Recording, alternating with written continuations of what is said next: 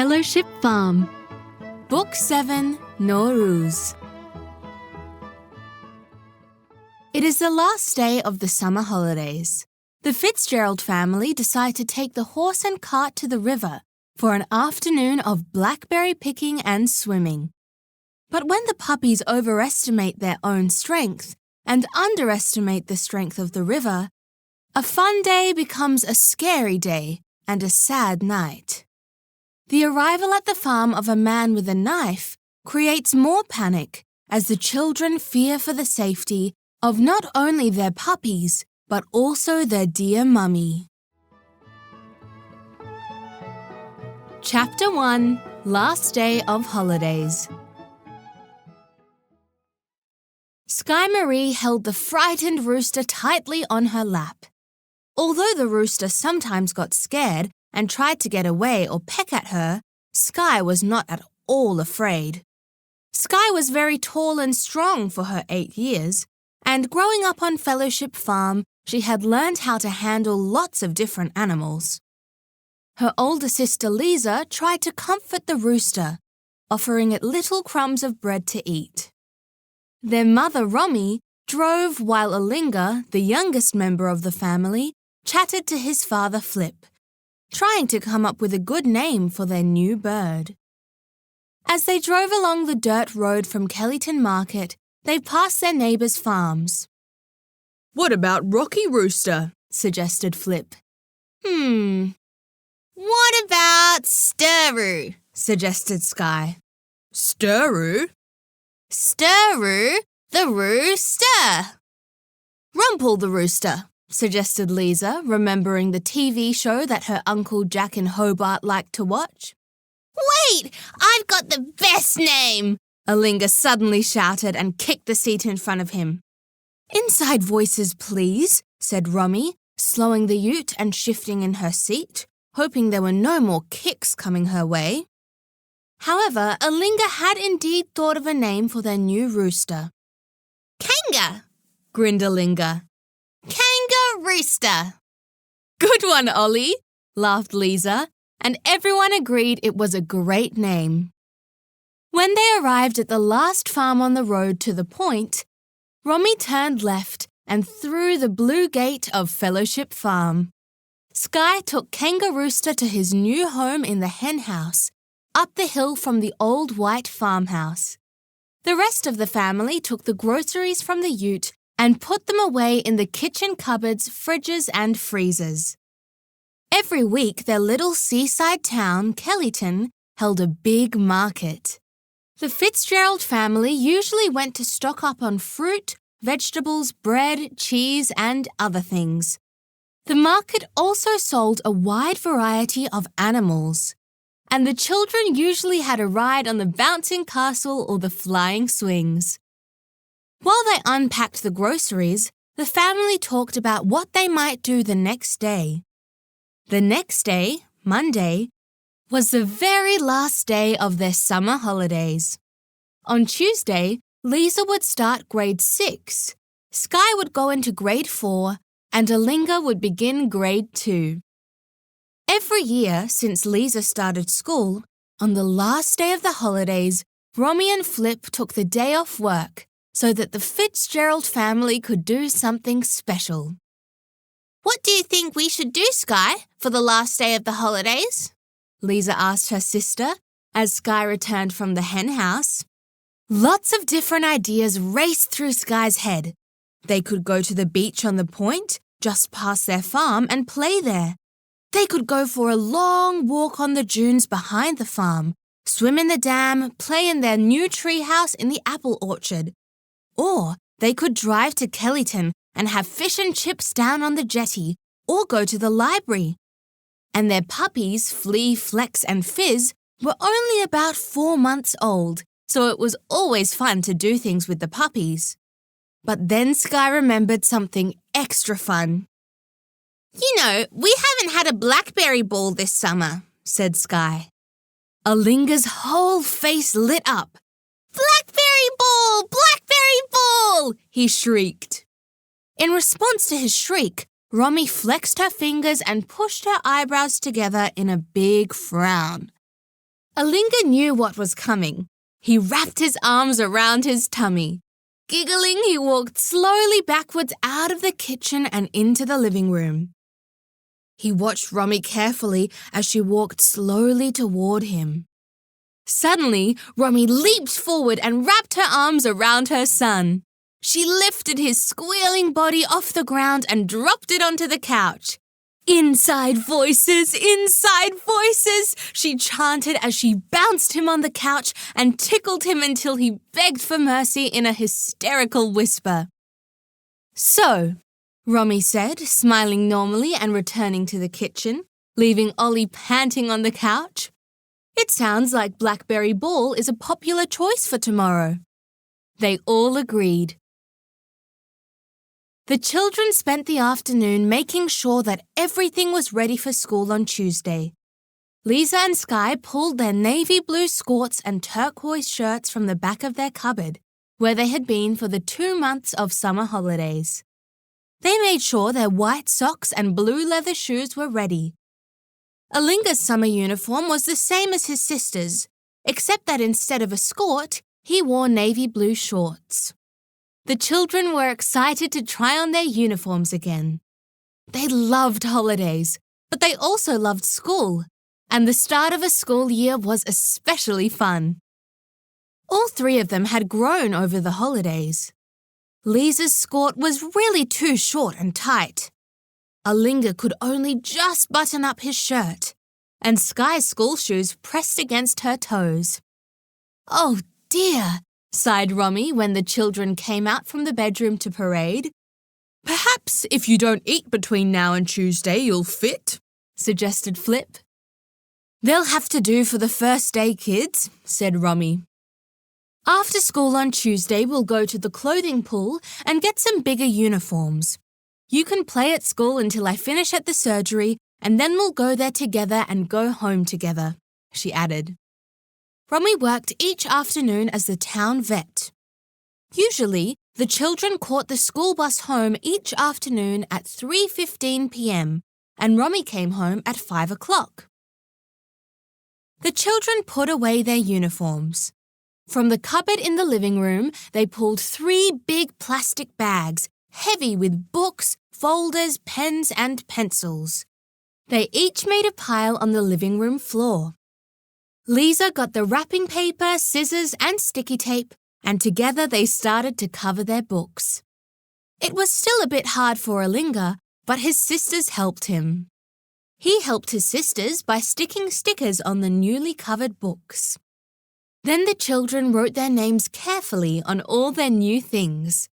The smell of books reminded them of their classrooms at Kellyton Primary School. As they sharpened their pencils, the new wood of the pencils made their fingers itch to fill their books with stories and sums. By the end of the day, the Fitzgerald children were ready to start their new school year. Chapter 2, Unlucky Flea. The next morning, everyone was up early as usual. After prayers, breakfast, and morning chores, it was time to get ready for the Blackberry ball. Rommy, Lisa, Alinga, and Sky put on their gumboots and grabbed some apples from the fridge in the boot room. As they walked down the steps of the veranda, the puppies came racing up the back lawn to greet them. They jumped up against the legs of their beloved owners as they walked down the side of the house, past the fruit trees and neglected flower garden. They walked through the old white gate of the farmhouse and turned left up the hill. Glancing to their left, they noticed that Kangaroo Rooster seemed to have settled in well with the hens. The hay barn at the very top of the hill was bursting with the hay that had just been harvested. But the Fitzgeralds didn't go to the top of the hill. Halfway up the hill was the huge shed that housed the farm dogs, tractors, and other farm machinery and tools, as well as the saddles and bridles for the horses. Alinga ran inside and, standing on a railing, he reached up to unhook a lead rope from one of the nails hammered into the side of the shed. Alinga wrapped the lead rope around his waist and clipped it. Then the four of them continued up the hill and through the gate into the back paddocks. At the sound of the gate opening, the horses pricked up their ears. Liza clicked her tongue, and soon they were all trotting up the hill towards the gate, hoping for a treat. The horses were not disappointed. The children tucked their thumbs under their palms and held out the apples for the horses to snuffle up. The horses chomped and slurped, dropping saliva and bits of apple into the grass below. The hot air snorted through their nostrils, smelt of chewed-up grass, and the smell of their manes and fur brought back memories of many happy days of horse riding. Rommy slipped the lead rope off Alinga's waist and over Bonnie's neck. Being careful not to let the other horses through, Rommy led Bonnie through the gate of the horse paddock, and Skye shut it quickly behind her. The huge furry mass of Bonnie the Clydesdale towered above the children. With a leg up from Rommy, all three children climbed onto her bare back for the walk back to the shed. Despite her enormous size, Bonnie was one of the safest, calmest animals on the farm, and the children loved her. When they arrived at the shed, Flip had the harness ready to put on Bonnie. While Flip and Rommy put it on, the children swept and dusted the cart. Then slowly, Bonnie was guided backward toward the cart, and the cart was attached to her harness. Skye and Alinga climbed into the back, while Liza climbed up to the driver's seat. She flapped the reins against Bonnie's strong shoulders, and the big old horse stepped slowly forward, dragging the creaking cart behind her. Rommy and Flip walked beside the horse, down the hill to the farmhouse. Leaving Bonnie and the cart out the front of the house, underneath the big gum tree, the family went into the farmhouse to prepare for their day. Alinga found and rinsed the old ice cream containers from a shelf in the boot room. Skye and Flip made sandwiches while Rommy and Liza filled bottles with homemade black currant juice. When the bottles were filled, they added fruit and biscuits to the lunch basket and made sure there were hats and sunscreen for everyone. When the lunch was ready, the family carried the baskets accompanied by excited puppies to the cart out the front. "Can I drive, Daddy?" asked Liza. "No, I want to drive," whined Alinga. "I never get to drive." "Ollie's too small, and Skye drove last time we went out with Bonnie. So may I please?" Liza asked again. Flip nodded his head. "That's not fair," cried Alinga. "I am not too small. How come I never get to drive?" "Into the cart, please, Ollie. Enough fuss. We need some gratitude now. Gratitude for the wonderful day we are going to have. Not greediness for more, said Rommy sternly. Ollie knew that there was no point in arguing with his mother. But before he got into the cart, he stamped his foot hard against the driveway. Unfortunately, right at that moment, Flea was dancing around Ollie's legs, desperate to get into the cart herself, so as to not be left behind. Ollie's foot came down hard on Flea's little paw. Flea, in shock and agony, ran yelping under the cart. Chapter 3, To the River.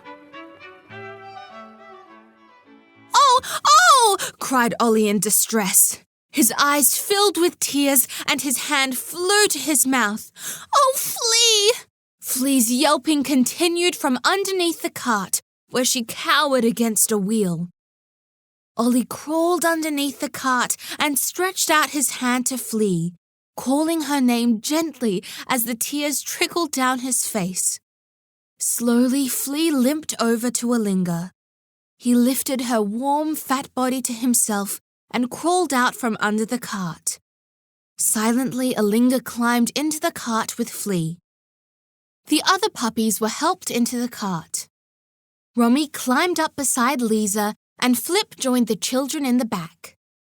Flip handed out hats to everyone. Hi-ho, Silver!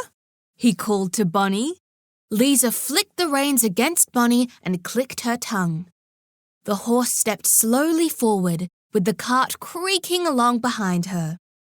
Bonnie pulled the cart through the gate of the farm and out onto the road.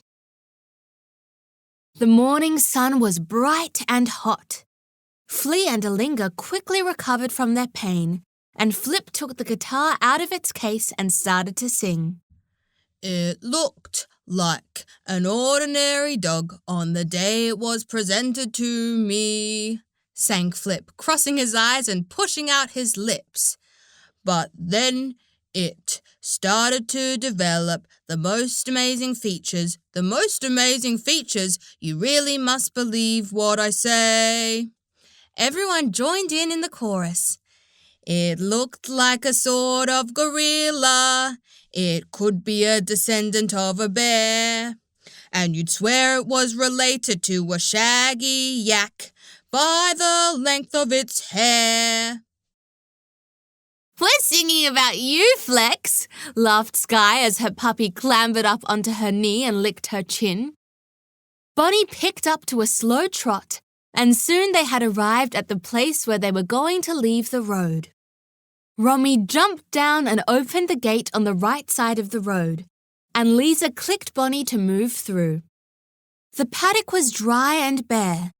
A few weeks before, the hay had been harvested, and now the field was full of dry spikes of cut grass, a mixture of brown, green, and yellow. The horse and cart moved across the field and through the little creek. Despite the heat, a shiver ran up Ollie's spine and the hairs on his arms stood on end. Only a few weeks before, he had been bitten by a very poisonous snake while paddling in that very spot. Lisa glanced back at Alinga. "Gummies on, Ollie?" she asked. Alinga crossed his eyes and stuck out his tongue. Once they had crossed the creek, there was some relief from the scorching sun. As Bonnie led them along the creekside, they were sheltered by the fragrant eucalyptus trees that grew there. Soon the creek joined a bigger river. Bonnie turned right and led the cart and its singing cargo along the riverbank upstream. They had left the farmland now and were going into the bush. After a while, the willows lining the riverbank, with their long green hair dangling down and dragging lazily in the water, and the eucalypts behind them became too dense for the cart to pass. Lisa brought Bonnie to a stop near a shaded patch of grass. The patch of grass led to a sandy slope and down into the river. Lisa grabbed the biggest ice cream container from the cart and filled it up with the cool, clear water from the river. She took it up to Bonnie. Clambering out of the cart and helping the puppies out, Sky reached for the rest of the buckets and distributed them to her family members. As she gave each person a bucket, she wiggled her fingers, pretending they were a star on the end of her magic wand, and said, "And you too shall go to the ball." Chapter 4, Blackberry Ball. The grass on the riverbank was lush and green, despite the summer heat.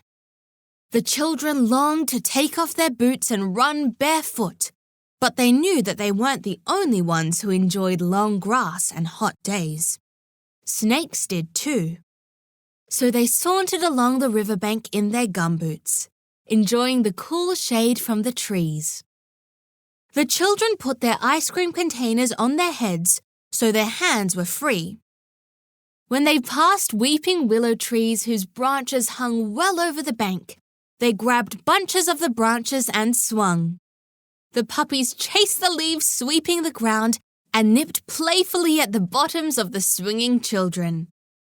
The adults reached the destination ahead of the children. "I spy with my little eye something beginning with capital B," called Rommy. "Broad beans," answered Flip. "No." "Bananas," guessed Flip again. No. Blackberries! Yelled Lisa and Sky, running up to where Rommy and Flip stood looking at hundreds and hundreds of blackberry bushes covered in big, ripe, juicy berries. Rommy had been coming to this spot every year since she was a little girl growing up on the farm with her family. Now that Alinga, Lisa and Sky were big enough, the Fitzgeralds came to the same place to pick blackberries. When Rommy's mother still lived on the farm, before she and Rommy's father retired to Queensland, she used to use the blackberries to make jam. But neither Rommy nor Flip had the patience for the long, hot, sticky process.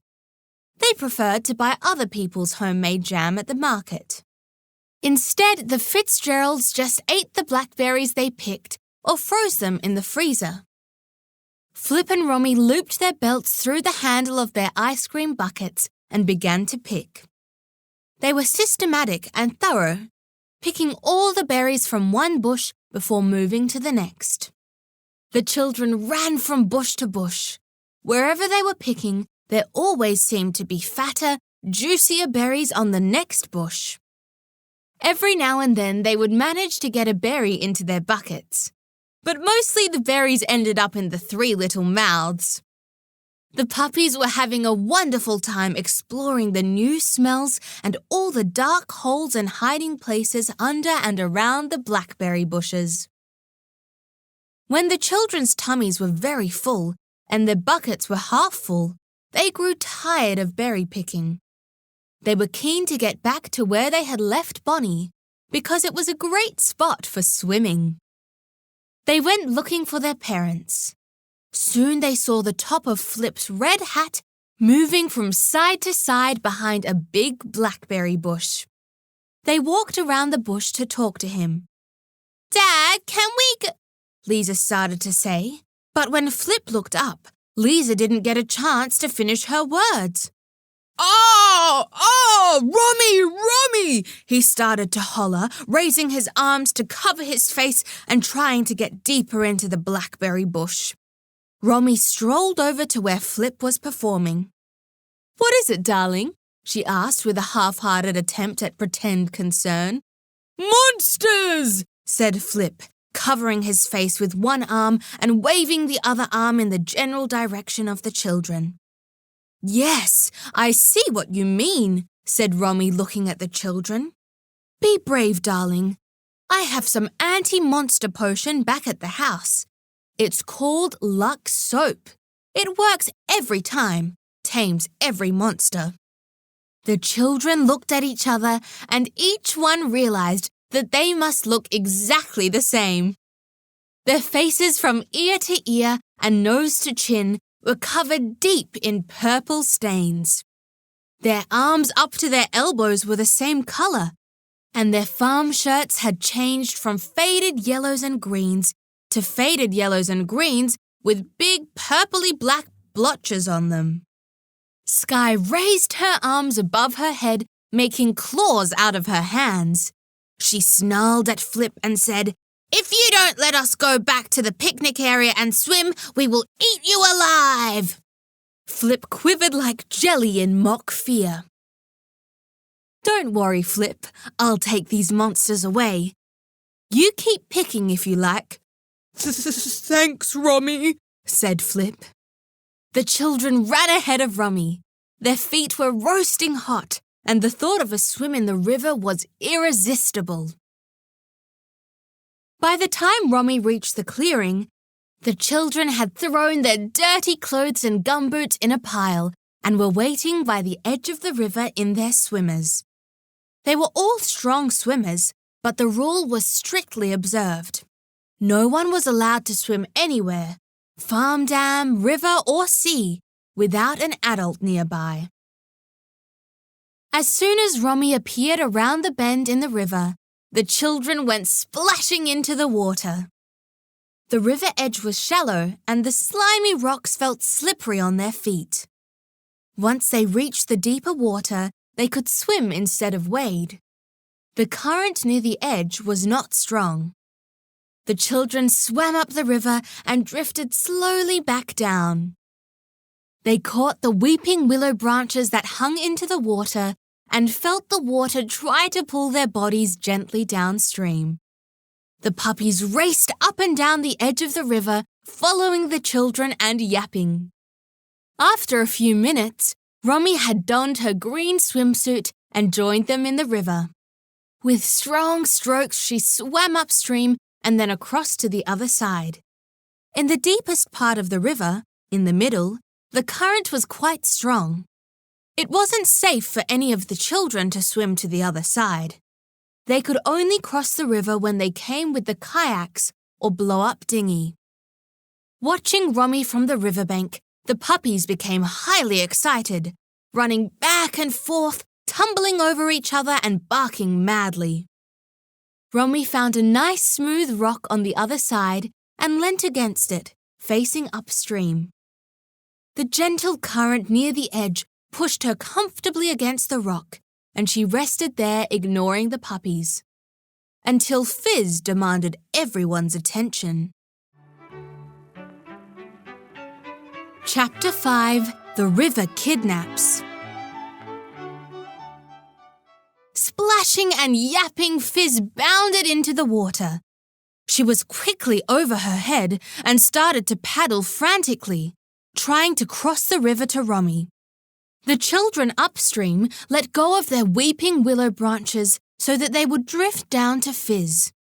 But by the time they reached the place where Fizz had entered the water, she had managed to paddle her way into the middle of the river. Even when she started swimming at the edge of the river, the current led her to drift downstream away from Rommy. But by the time she reached the middle, the stronger current was taking the little puppy rapidly down the river.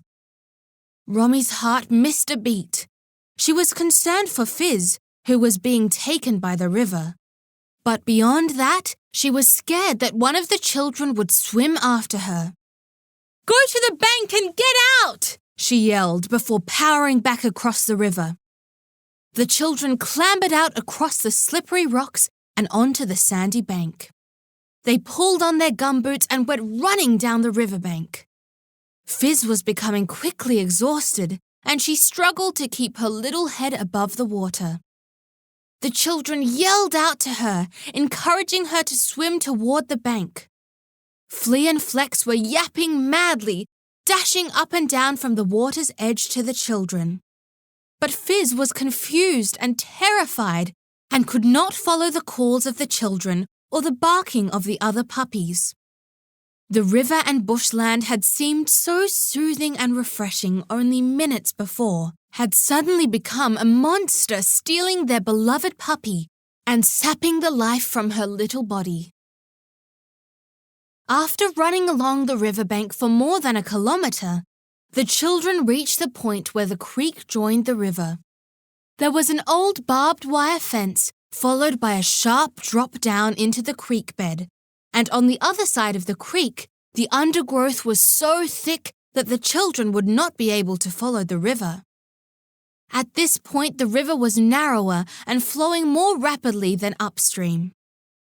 They stood watching with dry mouths and wet eyes as the river carried their struggling puppy away. Flea and Flex howled desperately. They forced their way under the fence and threw themselves down the drop to the creek, yelping in pain as they tumbled down the small rocky cliff. They splashed down the creek and out into the river. "Flea! Flex!" screamed Lisa. "Get back here!" But it was too late. The puppies were quickly caught up by the river. They paddled frantically, but soon they too were spinning in confusion and being swept downstream. Rommy came running up behind the children as the river bore the little puppies out of sight. "What can we do?" wailed Lisa. "Mum, can't you swim after them and save them? Please, Mummy, please," she sobbed. Rommy knew that swimming after the puppies was not an option. "The best that we can do," said Rommy, slightly out of breath after her rapid swim and run, "is go back to the picnic site and pack up. We'll go home and get the ute and go down to where the river comes out from the bush and goes under the bridge. We'll just have to try and find the puppies downstream. The river will wash them to the edge soon enough. Then they'll come looking for home." "But what if it doesn't, Mummy?" cried Lisa.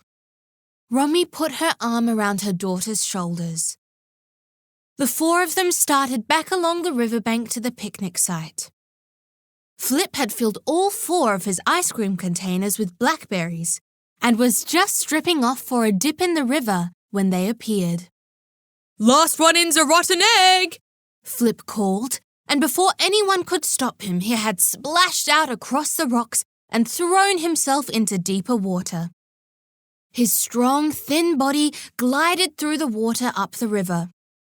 There was no point in yelling after him.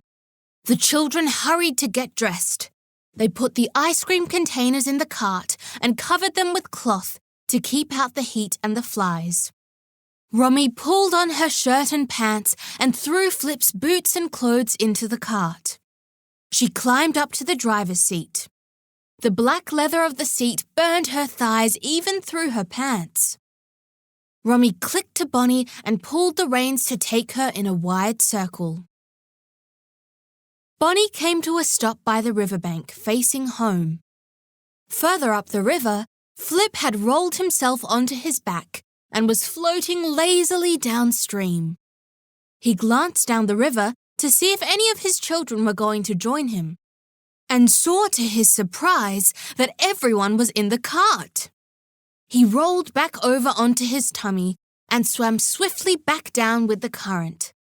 Splashing up into the shallow water and slipping on the rocks, he asked, "What's up, Doc?" "Hop up," said Rommy. "We'll tell you on the way home."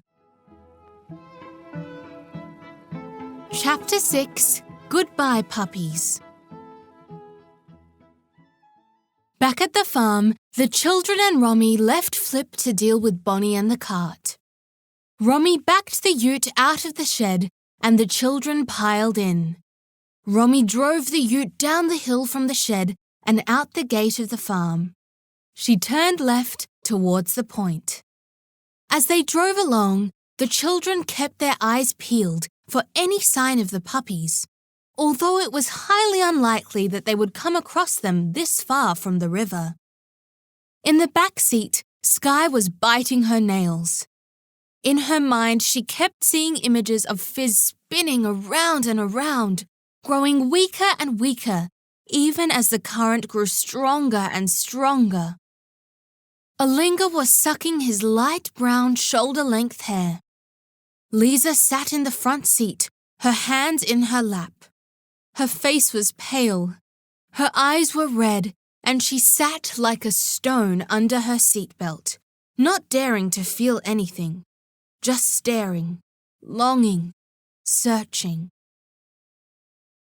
As they neared the hay paddock with the creek, where they had entered to go up to the river, Rommy slowed down. She continued slowly along the road for the next 2 kilometers. Every stone, every clump of earth by the side of the road sent the children's hearts racing. Every rabbit, frightened by the sound of the car and flitting across the fields, made them cry out, point, and then slump back down in their seats, disappointed. Suddenly, Skye's eye caught sight of a small brown ball of fur. She cried out, "Stop, Mum! It's Fizz!" Rommy pulled the car over to the side of the road. Skye leaped out, followed by Alinga and Lisa. They ran back a few meters. "Fizz! Fizz!" they called, parting the bushes by the side of the road and peering into the long grass and weeds where Skye had seen the puppy. Just then, a rustling sound came from a bush near Alinga. He hurried to lift it up. Grabbing the prickly branch and lifting it high, Alinga caught sight of a wombat's bottom disappearing deeper into the bushes.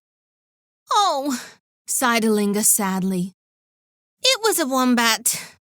The children walked sadly back to the car.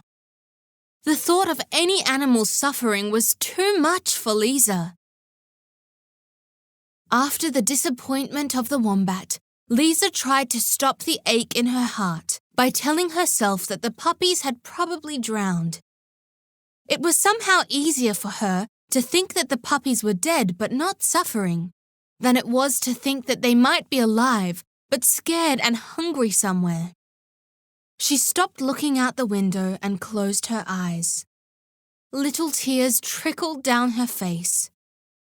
As Rommy drove slowly along toward the bridge, she leaned across and wiped a tear from Lisa's face. Lisa held her mother's hand on her lap. When they arrived at the bridge, Rommy parked the car on the gravel at the side of the road.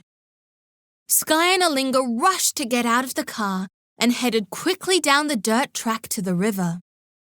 Lisa and Rommy followed more slowly behind. The shadows were getting longer, and Rommy realized that it must be the middle of the afternoon.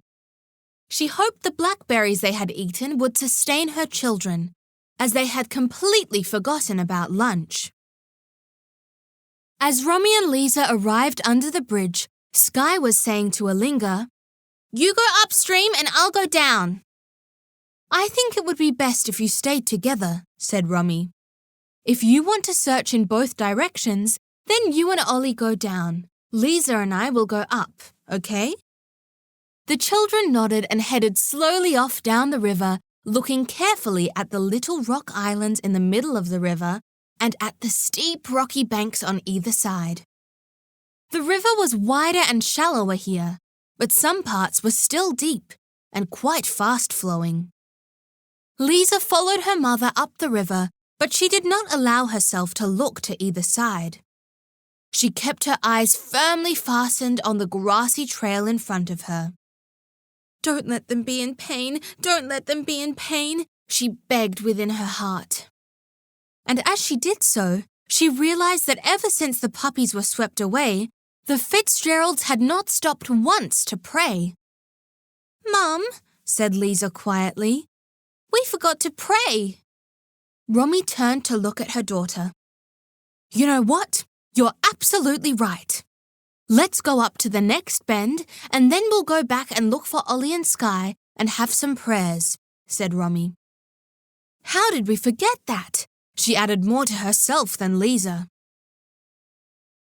At the bend in the river, Rommy called out one last time to the puppies. She put her fingers to her mouth and gave one long, piercing whistle. But there was no response, save from a parakeet that flew suddenly away. Rommy and Lisa turned around and walked slowly back toward the bridge. By the time Alinga and Sky returned to the bridge, it was past 5 o'clock. The children were very hungry, very tired, but most of all, very sad. "Maybe the puppies made it all the way to the sea," suggested Alinga as he flopped down on the riverbank near the bridge. "Yes," said Sky. "Even if they made it to the edge of the river, the banks are so steep they would only have been able to walk along the shallow water. Maybe they walked all the way to the beach. Can we go to the beach and see, Mum?" Rommy looked at her pale and exhausted children. "Let's have some prayers," she suggested. Everyone agreed. She glanced at her watch. It said 5:20. They found a shady spot under the bridge to protect them from the heat of the late afternoon sun. The children sang 2 prayers each. Then they all sang from the writings of Abdu'l-Baha. "Whatever hath befallen you hath been for the sake of God. This is the truth, and in this there is no doubt. You should therefore leave all your affairs in His hands. Place your trust in Him and rely upon Him. He will assuredly not forsake you." Alinga and Sky hoped that when they opened their eyes after prayers, the puppies would be there. When the prayers were finished, however, the puppies did not appear. The road to the beach where the river joined the sea was long and rough. It was getting toward the evening, and the children were to start school the next day. Rommy decided to take everyone home. Chapter 7: A Scary Dream. Hearing the engine from the ute as it pulled up in front of the farmhouse, Flip went out to greet them. "Any luck?" he asked, raising his eyebrows hopefully. He wiped his hands on the tea towel he was carrying and swallowed a piece of carrot. The children climbed sadly out of the ute. Skye wrapped her arms around Flip's waist and Alinga joined the hug. As Lisa walked past them, Flip reached out to stroke her head. Lisa glanced up at her father and continued down the path to the back of the house. Rommy ran the ute up to the shed to park it for the night, then joined the family back at the farmhouse. As the children walked through the kitchen door, the smell of baking vegetables and chicken under the grill reminded them that they were very hungry. Flip had put the blackberries and picnic into the fridges, taken care of Bonnie and the cart, and attended to the afternoon chores. So the children just needed to shower and put on their pajamas. A few minutes later, clean from top to toe, they sat up at the kitchen table to eat the delicious dinner Flip had prepared using some of the produce they had bought at the market the day before. Despite their sadness, the children's appetites were good, and soon they had finished the vegetables and chicken and were scooping ice cream and blackberries into 5 blue bowls. "Can we go to the river beach after school tomorrow?" asked Skye. The road that ran past Fellowship Farm ended near the point. From there, a sandy track led off to the left. This went to the short beach with the pirate cave at one end and the little stream for damming at the other, and to the long beach in front of the dunes. This was where the Fitzgeralds often went to swim and play. The road off to the right was very rough indeed and rarely used. It went for some kilometres along the rocky shore until it reached the beach where the Marta River met the sea. The beach there was rocky, exposed and usually windy. It was used mainly by people fishing who accessed it using a much better road from the other side that followed the coast round to Kellyton. "Yes, can we go to the river beach tomorrow to look for the puppies?" asked Alinga. "We'll see," said Rommy. It was the answer the children loathed. It nearly always meant no.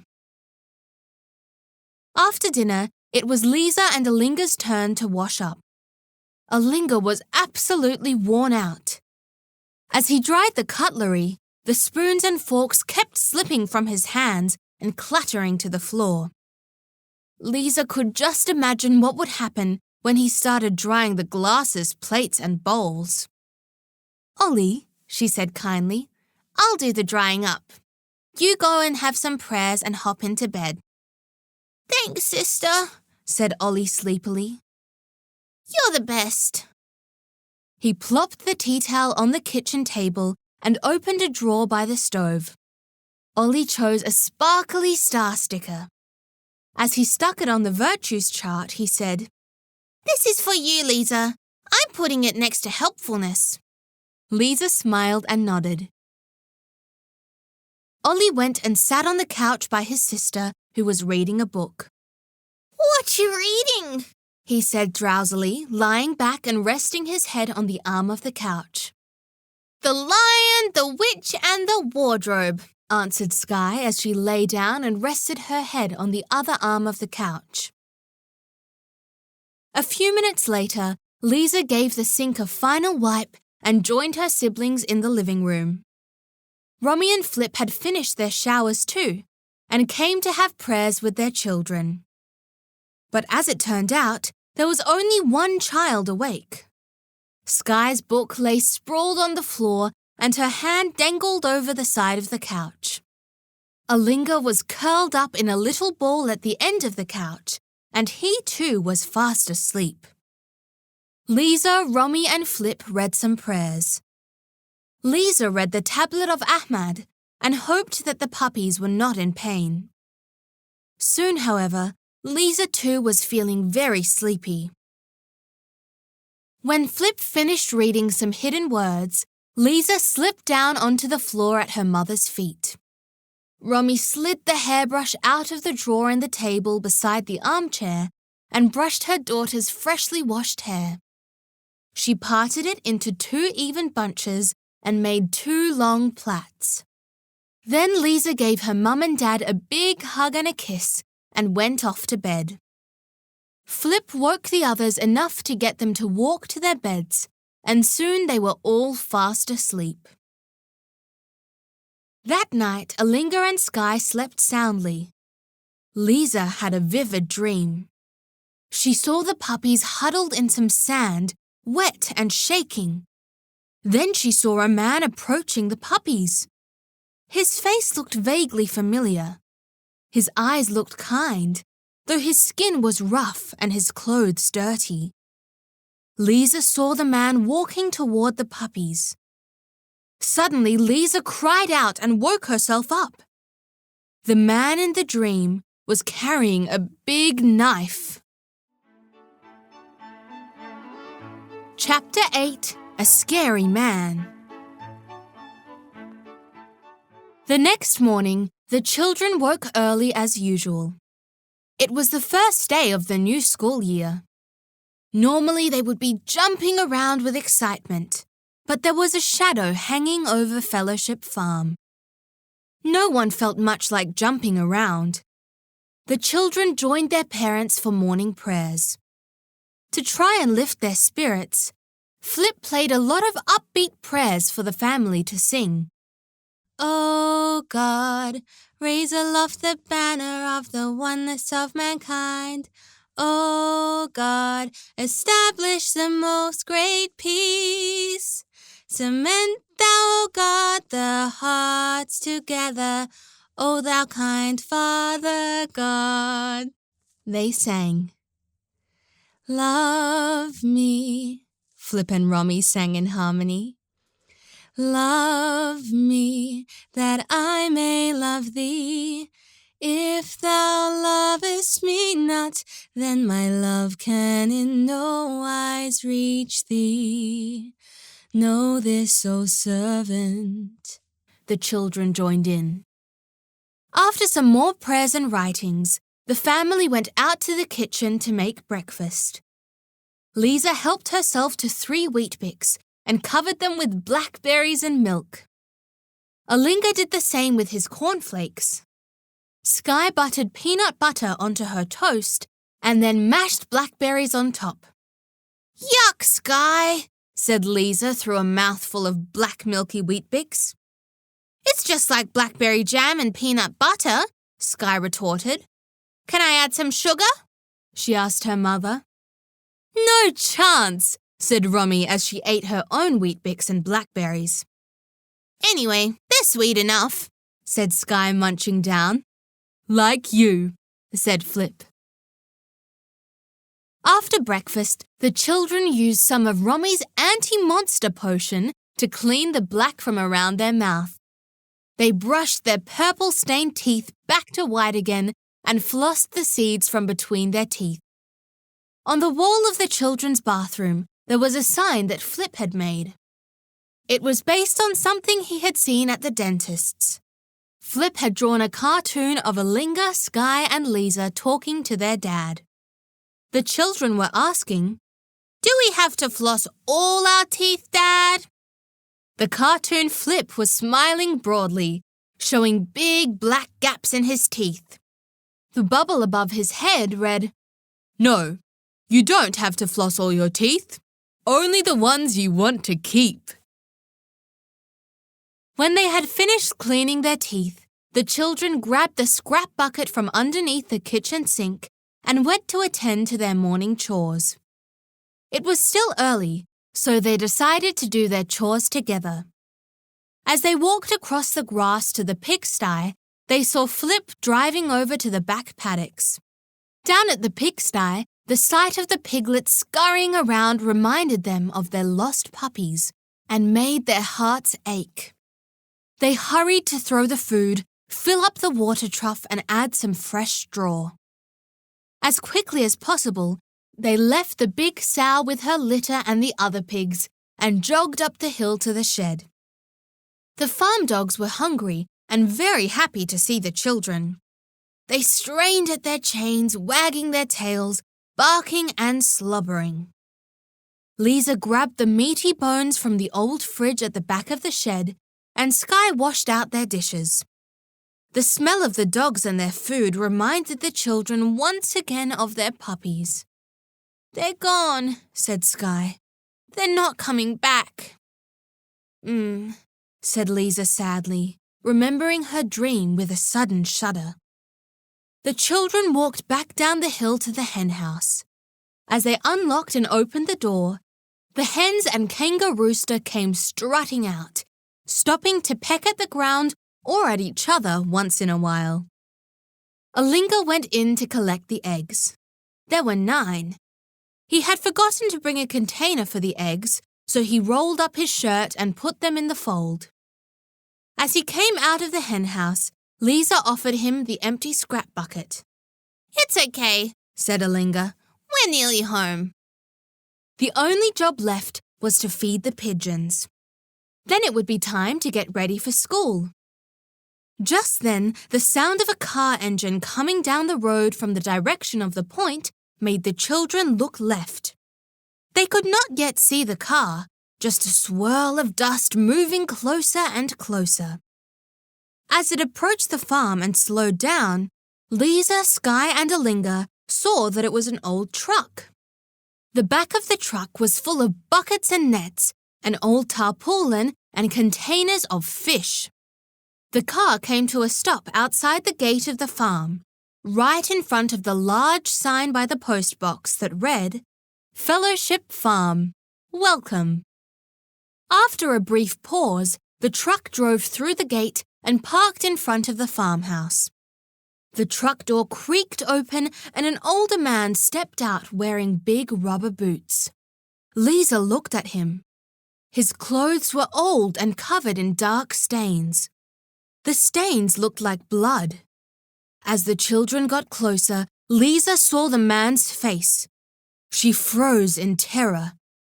It was the same man from her dream the night before. Throwing the scrap bucket to the ground, she pushed her brother and sister toward the gate of the farmhouse. "Run!" she screamed. Chapter 9, Rommy in Danger.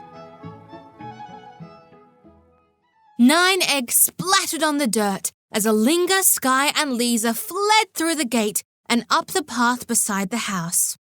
Without removing their boots, they rushed into the kitchen, slamming the door behind them. Lisa turned the key in the lock. They threw off their boots by the door and ran into the living room yelling for Rommy. Alinga and Skye still didn't know why they were panicking, but Lisa's terror was infectious.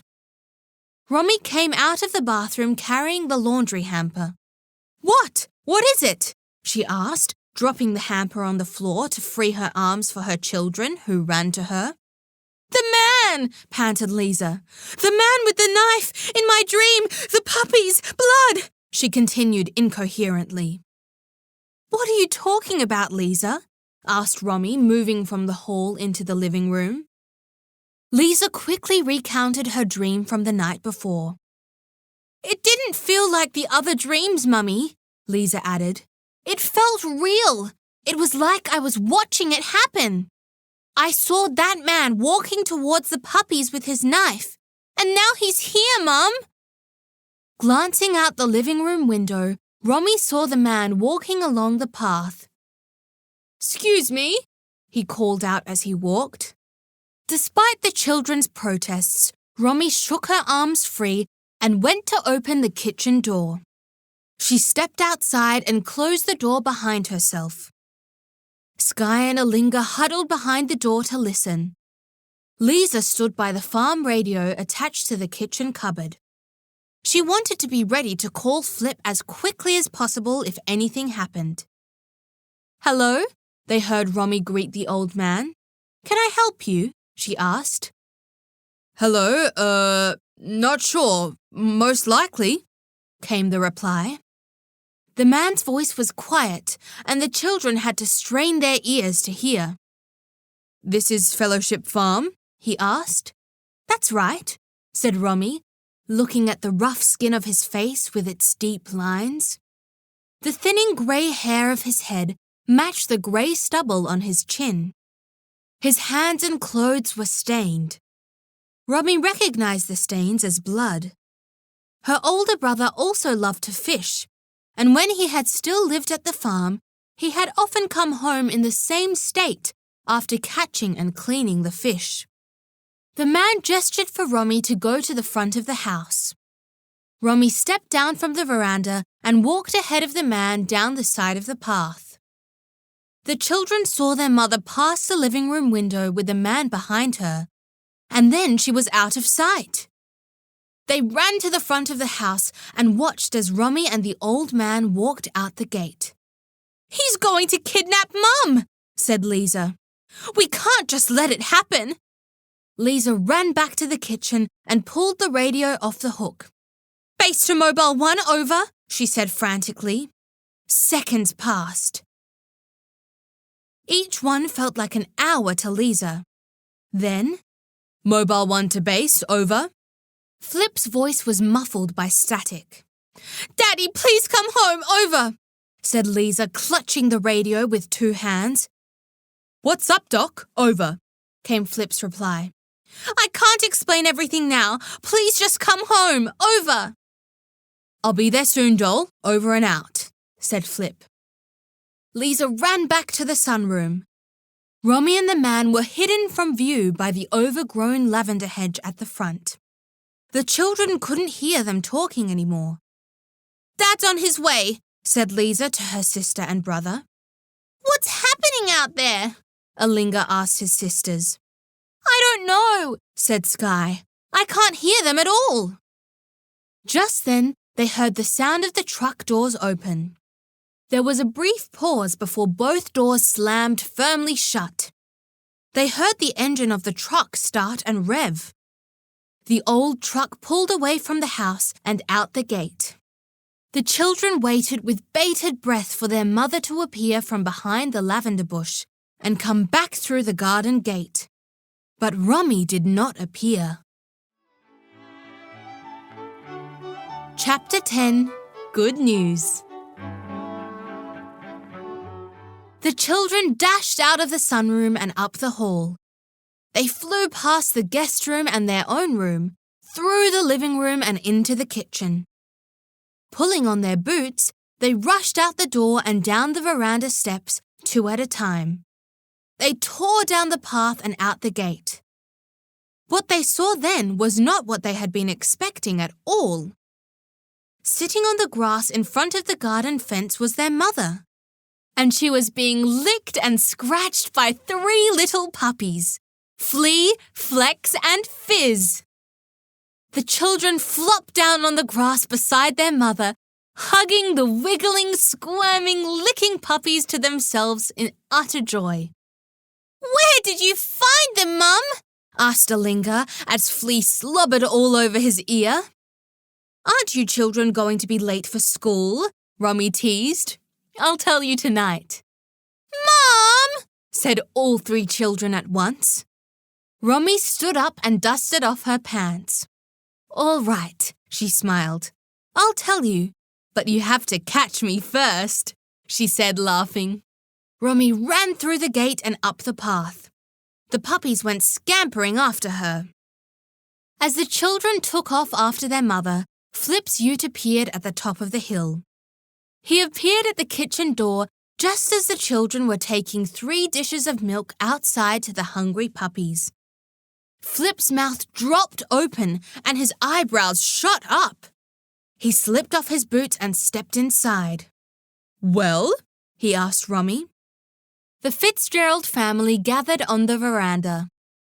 While the puppies slurped and stepped in their milk, Rommy told them what had happened. Mr. Morgan is a fisherman. He says he often camps out at Marta Beach so that he can get a really early start. Last night, He was camping there, and he went up to the river to get some water to boil in his billy. He took his knife with him to cut some June grass. He likes to put it under his mat at night because it makes it a bit more comfortable. So it was around 5:30, he said. He'd just arrived and was heading up the sandy edge of the river when he heard some whimpering. Soon after that, he found the puppies. They were wet and shaking and really scared. But when he reached out to them, they came to him. So he knew they weren't wild or abandoned. He saw that they had collars and read the inscription on their tag, Fellowship Farm. He took the puppies back to his campsite for the night and gave them some biscuits and a bit of sausage. When he went out fishing, he was scared they'd run off, so he put them in his truck. Then this morning, after he'd come in with his catch, he came down our road instead of going his usual way to Kellyton, because he remembered hearing that the farm had been renamed Fellowship Farm after your grandparents moved to Queensland.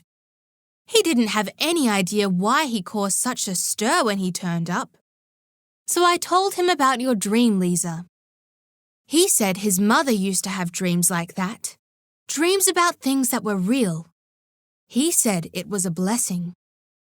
He also said he used to know my parents, your grandparents. He knew Fellowship Farm when the sign out the front just said Bella and Dennis Campbell. And then he gave me the puppies and drove off to sell his fish, finished Rommy. Suddenly, the children heard a familiar sound that they hadn't heard for 2 months. It was the sound of the school bus driving past the house. They heard it stop, and within seconds there was an impatient honk of the horn. "Oh no!" cried Lisa. None of them even had their uniforms on yet. They were running late for their very first day of school. "Quick sticks, lickety-splits," said Rommy, standing up. "Go tell Ms. Rowbottom that you won't be coming on the bus today. Then showers, uniforms, and I'll take you to school this morning." Lisa ran out to the bus. "I'm sorry, Ms. Rowbottom, we won't be catching the bus today. You see..." Ms. Rowbottom didn't wait for an explanation. She shut the bus door with a bang, turned the bus around, and sped off down the road, leaving a swirling cloud of dust behind her. Lisa walked back to the farmhouse. She stopped on the veranda for one last scratch of Fizz's pink and brown tummy. Then she went inside to get ready for a new day, a new term, a new year.